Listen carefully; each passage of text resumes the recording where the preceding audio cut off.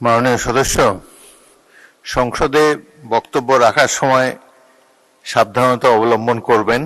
অরুচিকর অশ্লীল কোনো কথা এই সংসদে উচ্চারিত হোক, এটা আমরা চাই না। আপনার বক্তব্যে কিছু অশ্লীল শব্দ রয়েছে, সেগুলো এক্সপাঞ্জ করা হলো। মাননীয় স্পিকার, প্রত্যেক জেলায় সরকারি স্কুল কলেজ রয়েছে, কিন্তু দুঃখজনক হলে সত্য এবার যদিও কারিগরি ও মাদ্রাসা বিভাগে কিছু বাজেট বৃদ্ধি করা হয়েছে, কিন্তু ইবতেদায়ী মাদ্রাসাগুলোকে সরকারিকরণের কোনো ব্যবস্থা আছে কিনা আমরা এখনো বোধগম্য আমাদের হয়নি। এবং আমরা আজকে এই মহান সংসদে দাঁড়িয়ে বলতে চাই, বাংলাদেশ মুসলিম অধ্যুষিত দেশ, এদেশের শতকরা 90 কিংবা 92% মুসলমান।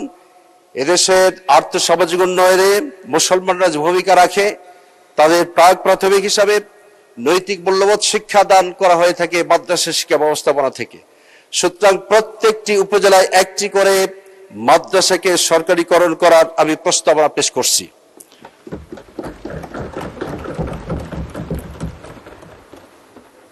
মাননীয় স্পিকার, একটা গল্প বলতে হয়। আমি যেটা বলতে চেয়েছিলাম, একটু উদাহরণস্বরূপ, চাইলন এবং সূচের কথোপকথন।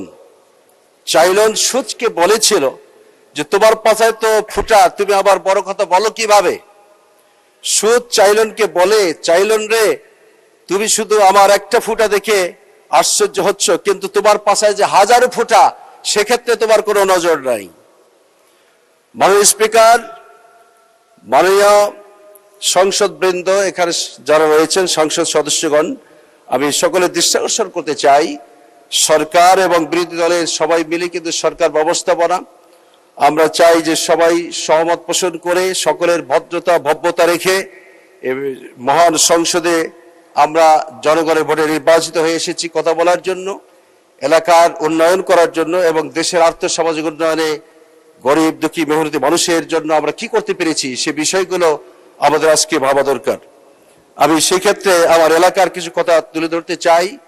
জোবার ও টিমলা উপজেলার পরোক্ষ প্রত্যক্ষভাবে 74% মানুষ কৃষিকাজের সাথে যুক্ত। এখানকার প্রধান কৃষি ফসলগুলো হলো ধান, পাট, তামাক, আলু, হলুদ, মরিচ, তরমুজ সহ প্রায় 25,100 হেক্টর জমিতে আবাদি জমি প্রচুর পরিমাণে শাকসবজি সহ ফলানো হয়। কিন্তু অত্যন্ত দুঃখজনক, সরকারিভাবে এখনো এই সকল শাকসবজি এবং ফলমূল সংরক্ষণের জন্য কোনো হিমাগারের ব্যবস্থা করা নেই। আমি বিনয়ের সাথে অনুরোধ করি, সরকার বাহাদুর অন্তত পক্ষে ডোমার কিংবা ডিমলা মিলে একটি শাকসবজি সংরক্ষণের জন্য হিমাগার স্থাপনের জন্য প্রস্তাবনা রাখছি। মাননীয় সদস্য, সংসদে বক্তব্য রাখার সময় সাবধানতা অবলম্বন করবেন। অরুচিকর অশ্লীল কোনো কথা এই সংসদে উচ্চারিত হোক, এটা আমরা চাই না। আপনার বক্তব্যে কিছু অশ্লীল শব্দ রয়েছে, সেগুলো এক্সপাঞ্জ করা হোক।